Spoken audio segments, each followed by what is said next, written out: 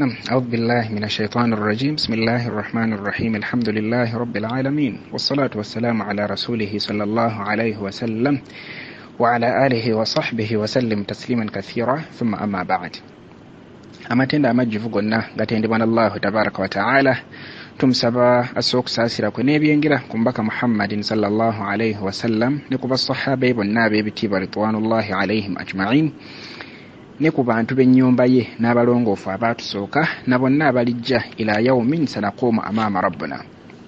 Kati nga bulijjo baganda bange bakadde bange mwenna bannyinaze balamira okutya Allahu tabaraka wa ta'ala nga tuyimirizaawo amateeka ge nga twewala buli kintu kyonna kyonna Allahu tabaraka wa ta'ala kye yatuziiza aye ne bye tuba tusazeewo okukola mu ddiini eno tubikole nga tusinziira ku njigiriza y'omubaka sallallahu alayhi wa sallama kubanga eyo yeddiini entuufu. Eddiini gy'ojje ku mubaka sallallahu alayhi wa sallam eyo yeddiini entuufu. Baganda bange bakadde bange ab'ebitiibwa tunywerere ku busiraamu bwaffe, tunywerere ku busiraamu bwaffe. Omuntu twekwate ku busiraamu buno kyangamba nti omuntu yandibadde yeekwata ku busiraamu mu mbeera y'okuba nti otya kwegamba ng'oli ku bunkenke kubanga obusiraamu nga bwe tumanyi obulungi omuntu busobola okumutolokako by just a word. Kigambo bugambo obusiraamu bwo ne bukola ki ne bukumala okutoloka. Kati omuntu yenna baganda bange aliddayo mu maaso ga Allahu tabaraka wa ta'ala nga tewalina busiraamu fakad khasra khusrana mubina. Ogenda kusiraanira mu muliro mirembe na mirembe ebbanga ly'omalanga wafa tolina busiraamu. Nabwe kityo obusiraamu bwaffe tubukwate tubwegendereze making sure nti tomala gaogera bwogezi kigambo fa bwebuuze ekigambo kye ngenda okwogera kindeka ndi musiraamu kindeka ndi mukkiriza oba kinfubutula mu busiraamu. Kubanga abantu ennaku zino twogera ebigambo bingi oli nakyogera ekigambo nga teyeefiiridde eyo ng'erinnya lya busiraamu ye Hasani ye Hasfa ye Madina nayogera ekigambo nga walla kimujja mu busiraamu naye nga takoze eki tafudde eyo. Kati nabwe kitensonga nga bwe tusitegedde nti ntono nnyo ezisobola okutujja mu busiraamu twekuume ennimi zaffe twekuume ebigambo byaffe si kulwa nti tuva mu busiraamu nga tetutegedde si kulwa nti tuva mu busiraamu. Omuntu atali musiraamu si ye Peter yekka omuntu asobola okuba nga afubutuka oluwarabu Qur'ani yonna nga agimanya eri muto naye nga walla si musiraamu. That one is very very very possible. Abantu gye bali bayitirivu abaali boogera oluwarabu naye nga bafundikira bali mu muliro. Olwaliro omu ku basajja gwe tusiiba tulumiriza buli lunaku mu swala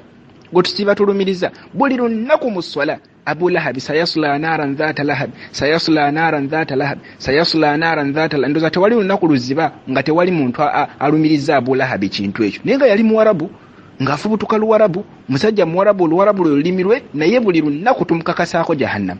Kati okumanya oluwarabu tekugenda kukutaasa jahannam muganda wange. Okuba nti oli mukyala wa seeka tekigenda kukutaasa jahannam. Okuba nti oli haji oba hajjati oba seeka oba tekigenda kukutaasa jahannam. Ekigenda okukutaasa jahannam busiraamu na mirimu gyo kyekyokka. Kati nabwe kito twekuume obusiraamu bwaffe. Waliwo ensonga ezitera okubuzaabuza abantu. Mbadde njogeramu ne muganda wange ono Siraaji olunaku lwaleero najja anti kati seeka manyi mbafuna bangi ono mukwano gwange Sheikh Siraaji wajjidde olwaleero abadde ndoza simanyi ayinza okuba abadde muntu wakusatu mbafuna mwemanyi mutera okujja ne mugaa seeka waliwo nantabukidde waliwo ne emabega kaawe nga tuli mu nnaku za Arafa yali asumbuwa omu kuba nnyinaze wano nankanindoza Fadila mbwa nabbi teyasibanga yawmu Arafa naddawo nayogera ebigambo nga bingi nnyo lwakuba nti ng'omuntu yenna nange ndiyactinga naddala omuntu kasitaba nga agezaako okuleeta embeera z'obujinga mu ddiini. Yes, mujja kunsonyiwa oluusi nnyinza okuba nti nkozesezaamu olulimi olutali olulambulukufu bulungi naye mbaamu abantu kwega basalawo oba obwongo bwe babuteeke buteesi bbali. Oyo Fadila namugamba oyo muveeko tokayana naye kuba mbaamu omuntu gw'otayinza honestly kutandika kayana naye. Kati omuntu azze nga kyakugamba kyekyogezaako okumunyola nti yes Nafsa Salama yatugaana okusiiba olunaku lwa Arafa singa obanga oli mu mikolo gya hijja ye munnaffe eyo hadithi teyagitegera n'atwala ekyo nti era naddaawo n'akayana nti Arafa tebaluse.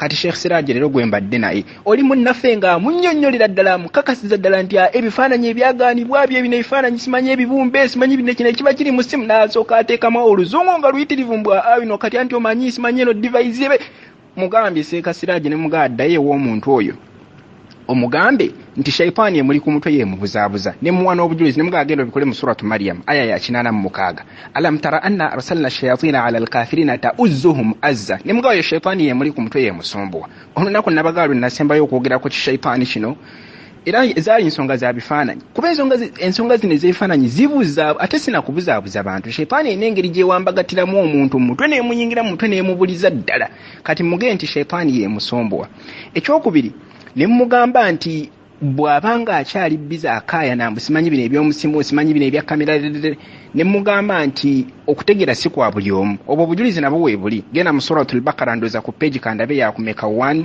2 3 peegi nga suratul Baqara ekyalina nto nnyo ku peegi ey'okuna ku peegi ey'okuna yudhillu bihi kathira wa yahdi bihi kathira ekyokusatu nenfundikira nga mugamba ne mugamba nti atubuulire erinnya ly'ekyo ekiri mu simba kiyita batya bw'aba ayinayo erinnya eddala lyonna eyitali linnya kifaananyi then atugambe nti bikkirizibwa naye bw'abanga agenda kukiyita kifaananyi then bw'amala okuyita ekifaananyi atandika okukinyola naye nti kati olaba kino ekifaananyi kya kamera yasoterere mugambye nti bw'abanga ayina erinnya eddala lyonna other than kifaananyi atuwe otherwise nenfundikira nga muga nti fere tuli beeteefuteefu kukaayana na muntu afaanaganako bw'atyo bw'aba awulira ayagala kukaayana faatusabe hadithi tujja zimuwa ez'omubaka sallallahu alaihi wasallam kati ye ne kuntegerayo kale agenda akaayane alwanagane n'ebigambo by'omubaka sallallahu alaihi wasallam tetubuzaabuzibwa tukimanye nti shaytaani mulabe waffe era ejja kujja etuzayyanira ebintu ebyenjawulo ege nti kino kiri okukira kati ebifaananyi ebyagandirerere ejja kujja ekubuzaabuze mu mbeera eyo naye kimanye gwe ng'omusiraamu omuzuukufu kimanye nti shaytaani enoonya abantu beyingira nabo mu muliro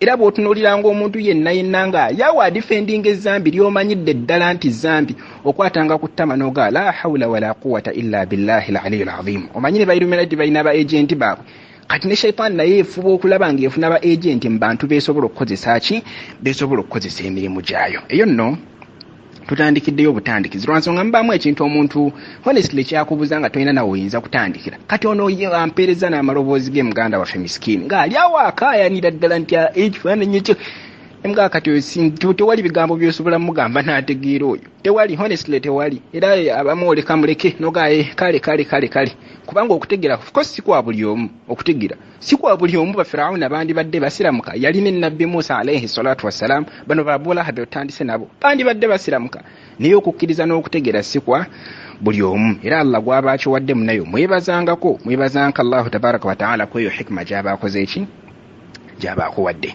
kakati twamaliriza ensonga zino eza hijja naye waliwo ekibuuzo kya mwannyinaffe kye twaskiipinga kye taddamu yatubuuza ku nankani ku nsonga z'ejjinja lino hajaril aswad ejjinja eriddugavu eryo eriri ku ki eriri ku Kaaba okusookera ddala si bintu bingi nnyo ebiri ku jjinja lino eriddugavu naye katunuulireko ebimu ku byo ebiririko tuyinza okuba munduko nno brief olwaliro insha Allah Allah bw'anaaba akkiriza ekisookera ddala ejjinja lino eriddugavu lyeri ejjinja nga bwe tulimanyi obulungi eriddugavu erisangibwa ku Kaaba ejjinja eriddugavu erisangibwa ku Kaaba ejjinja lino eriddugavu anzalahu Allahu ta'ala ila al-ardi min al-janna Allahu tabaraka wa ta'ala yalissa kuno ku nsi nga livudde mu jjana ejjinja eryo eriddugavu bw'oba oyagala okulabayo itemu yonna ey'omujjana genda otunuulira ejjinja eryo eriddugavu Allahu tabaraka wa ta'ala yalitusindikira nga livudde mu jjana era nga n'obujulizi obunywezaawo ensonga eyo nti ejjinja eryo lya mu jjana hadithi ibn Abbas radiyallahu anhu yaga nti omubaka Muhammadin sallallahu alayhi wa sallam yagamba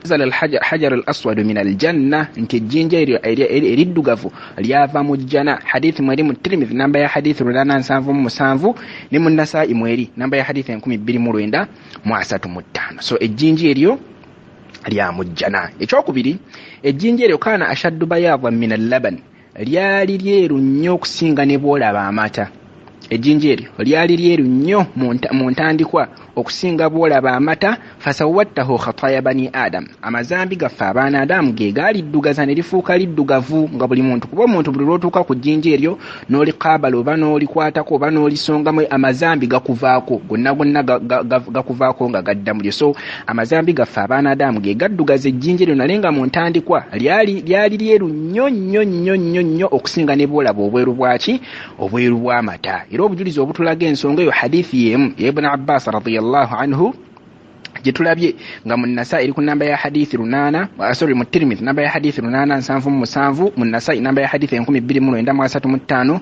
mu Sunan Imam Ahmad eri ku namba ya hadithi 2792 mbaka Muhammadin sallallahu alayhi wa sallam yagamba sala al-hajar al-aswad min al-janna tijinja lino eriddugavu lyava mu jjana wa huwa ashaddu bayadan min al-labani fasawwatahu khataya bani adam ejjinja lino lyava mu jjana nga lyeru amazambi gafa abaana adamu gegakola ki gegali dugaza. Al-Imam al-Mubarak Furi mu Tuhfatul Ahwadhi omujallad ogwokusatu ku peji 525 yagamba nti ay sarat dhunubi bani adam alladhina yamsahuna al-hajar al-aswad sababan li sawadihi yagamba nti amakuru agali mu hadithi eno nti amazambi gana ag'abaana adamu gebakola gegakyusa kala y'ejjinja lino okuva mu kala enjeru gye lyaliko then nerifuuka lyaki nerifuuka liddugavu. Then ensonga eyokusatu ejjinja lino eriddugavu hajar al-aswad yati yawma al-qiyama wa yashhadu liman istalamahu bihaq ligenda kujja ku lunaku lw'enkomerero ku yawma al-qiyama nga liwolereza buli muntu yenna eyalinywegera oba yali kugambe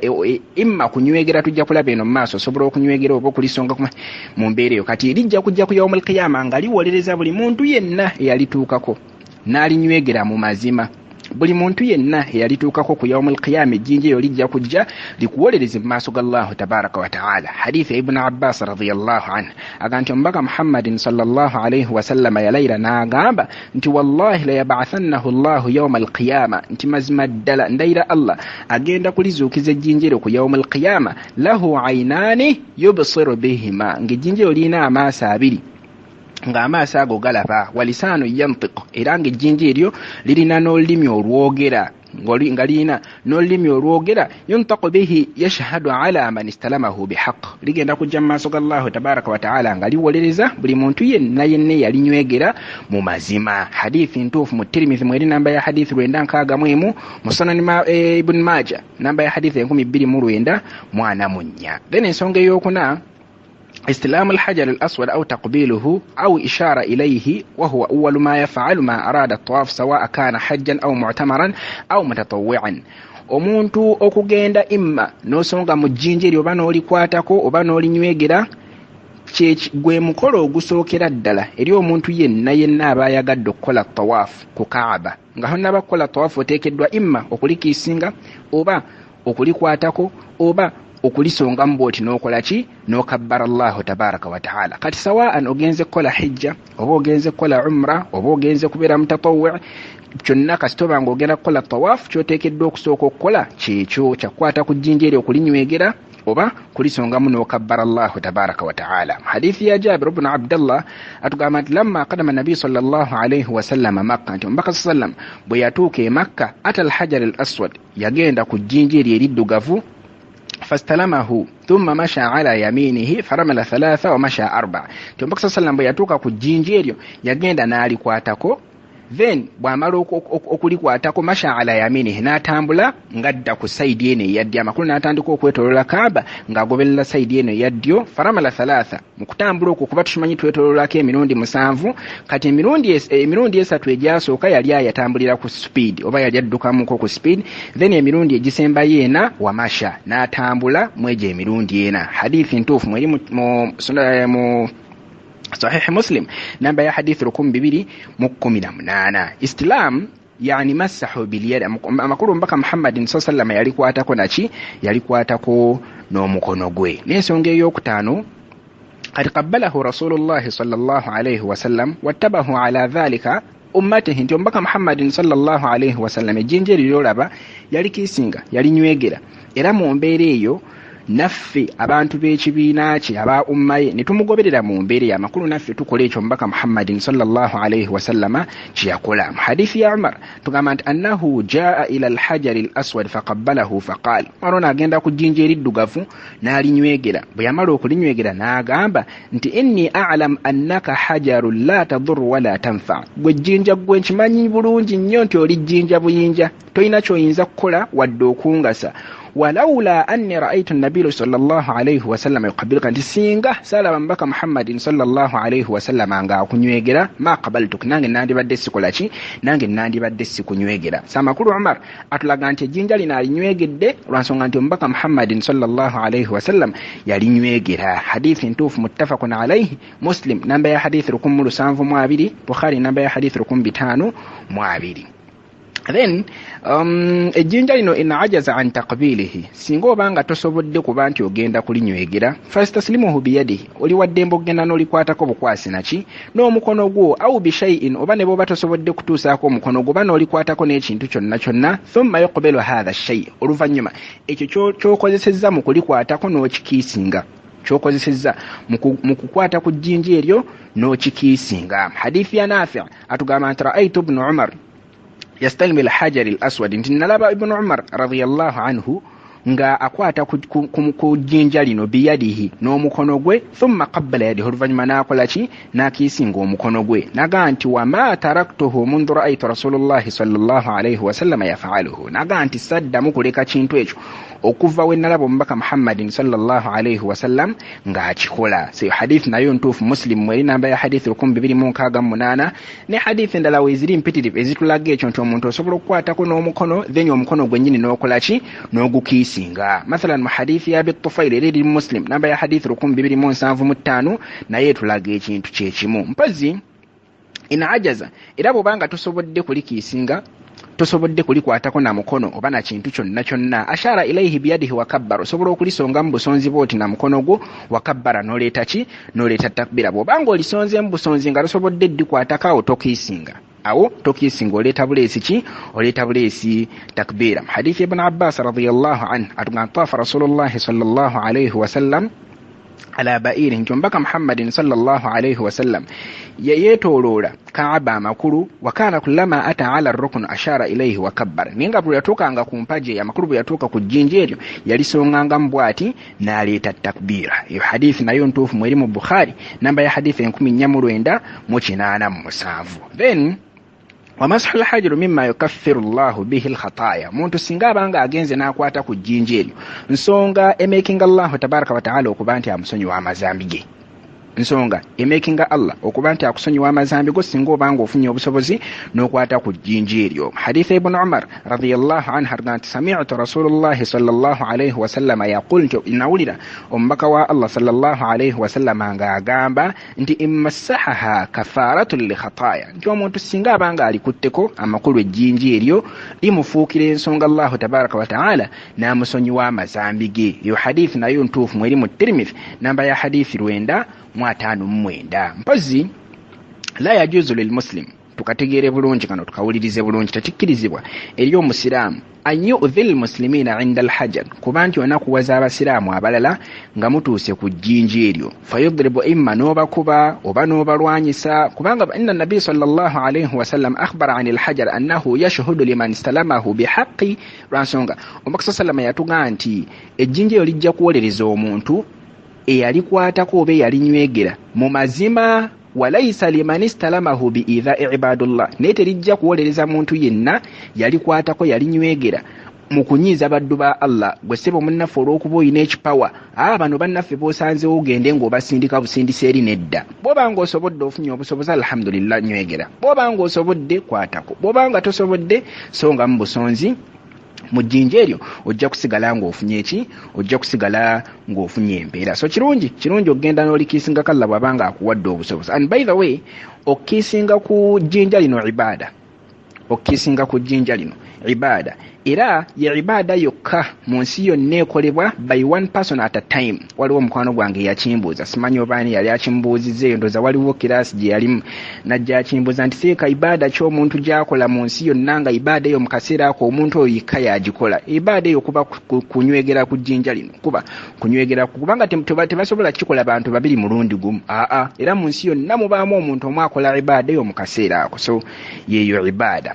Ndooza briefly bye bikwata kuki, bye bikwata ku jjinja eryo eriddugavu. Kunankani ku River Nile gye watubuuza madamu Mariam, river Nile mbaka Muhammadin sallallahu alayhi wa sallam yatugamba mu hadithi nti arba'atu anharun min aljanna, waliwo emigga ena gya mujjana, nahrani dhahirani, emigga egy'ebiri girabwako, amakulu tugirina wano ku nsi, wa nahrani batilani, ate emigga emirala ebiri tegikola ki, tegirabwako. N'agamba nti amma dhahirani, gino ebiri egirabwako, fa Nil wal Furat, gwe mugga ogwo Nile ne Furat.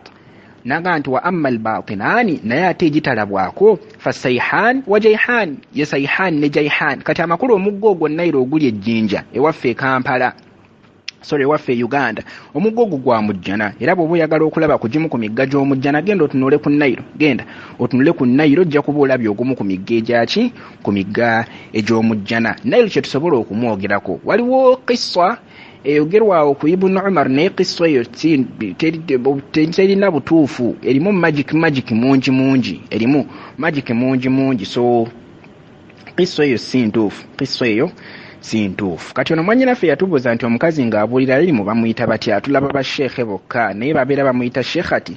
Omwo abuulira ilmu abeera muallimu nga musajja, omukazi bamuyita muallima, oyo abeera musomesa.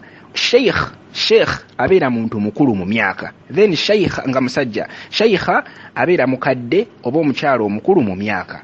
So omusomesa omusajja oyinza okumuyita ustadh, bw'abanga mukyalo oyinza okumuyita ustadha. Bino sheikh kigambo kya Luwarabu kitegeeza omusajja omukulu. Sheikha oba sheikhat kigambo kya Luwarabu kitegeeza omukyalo omukulu, omukadde. So omukyala abuulira irimu imma asobola okubeera muallima oba ustadha. Then nomala n'otubuuzaawo nti omukazi atambula nga abuulira ku ddiini aba tayewukanye ku nsomesa ya Nabbi sallallahu alayhi wa sallam, nti omukyala alabwako bbaawe yekka. Kikyamu eri omukyala okusitula eddoboozi lye, kikyamu eri omukyala okusitula eddoboozi lye, naddala mu bantu abatamuzira kufumbirwa, ekyo kiba kikyamu.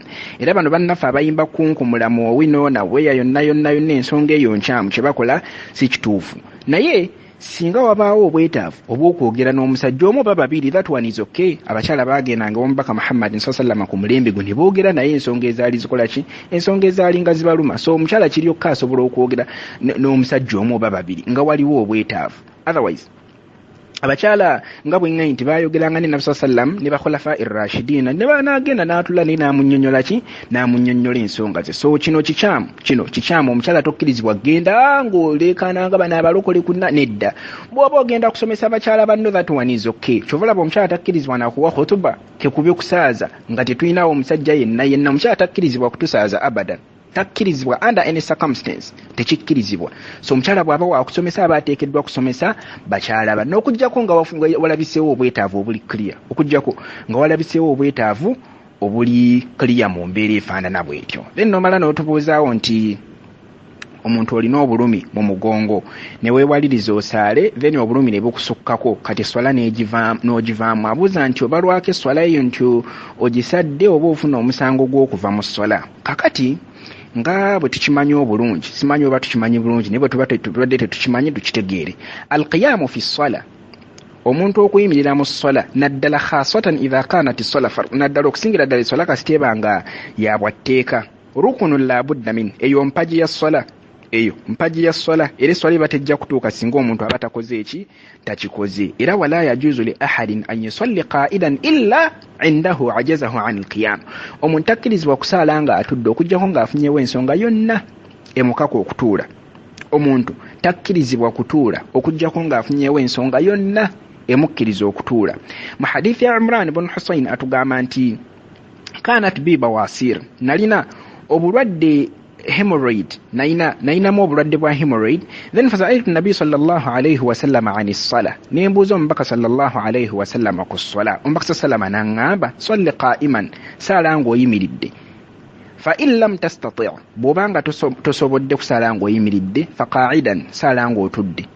Fa in lam tastati', era still bw'obanga tosobodde kusaala ng'otudde, fa ala jamb, saala nga weebase. Hadithi ntuufu mweri mu Bukhari, namba ya hadithi 15. Bw'onaagenda n'obikkula mu Nasaa'i, hadithi yemu yayongerako n'agamba nti fa in lam tastati', era bw'obanga tosobodde kusaala ng'oweebase, yagamba fa mustalqiya, saalira mu mbeera yonna gy'okoze eki, gy'oba osobodde. La yukallifu Allahu nafsan, Allahu tabaraka wa ta'ala talina mwoyo gwa muntu yenna gwakaluubiriza. So mu hadithi eyo tufunamu nti omuntu takkirizibwa kusaala nga atudde.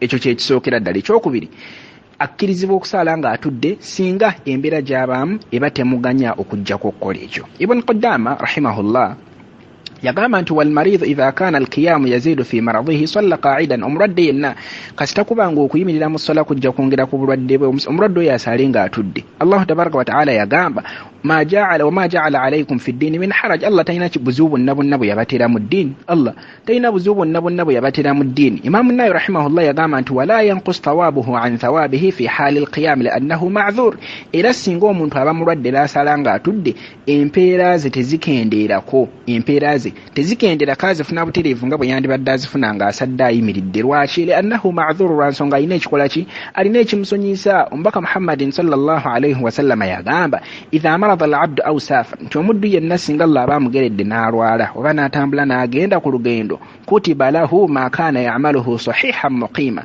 Allahu tabaraka wa ta'ala amuwandiikako buli mulimu gwonna gwe yabadde ng'akola nga mulamu nga mutuuze. Amakulu oyinza okuba nga obadde osiba buli Monday ng'ogisiba ne Thursday, then Allah n'agenda agerera Monday emu n'otambula n'otasobola kusiiba, Allah akuwandiikako empeera zo bwebanga bwetyo ebadde embeera. Omubaka Muhammadin sallallahu alayhi wa sallam bw'atyo bwe yatugamba. Kakati Sheikh Muhammad bin Salih al-Uthaymin rahimahullah yagamba nti dhabitu al-mashaqqa allati tabihu taruku al-qiyam fi al-fard huwa ma zala bihi al-khushu'.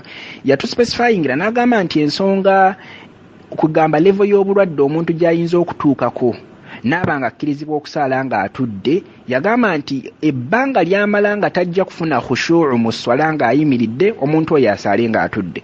Ebbanga ly'omala nga tojja kufuna butebenkevu mu swalayo ng'oyimiridde, yagamba Sheikh Uthaymin nti saala ng'okoze eki, ng'otudde. N'agamba nti wal khushu'u fi swala huwa hudhuru al-qalbi wa tamanina, nti kye bayita khushu'u mu swala oba obutebenkevu mu swala kwe kubeerawo kw'omutima, amakulu omutima nga weeguli ku kyokola, n'obutebenkevu ng'oli mutebenkevu mu swala eyo gy'ogenda okukola ki, gy'ogenda okusaala. Abaffe, omuntu akkiriziddwa okutuula ateekeddwa kutuula atya ng'agenda okuyipa ne ngankoye ya Rabbi?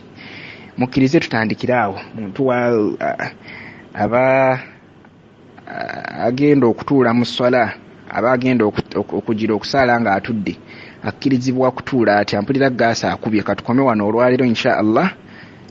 Tujja kutandikira walla bw'anaaba akkiriza olunaku lw'enkya. Allahumma salli wa sallim ala sayyidina Muhammadin wa ala alihi wa sahbihi wa sallim, walhamdulillahi rabbil alamin. Wassalamu alaykum wa rahmatullahi wa barakatuh.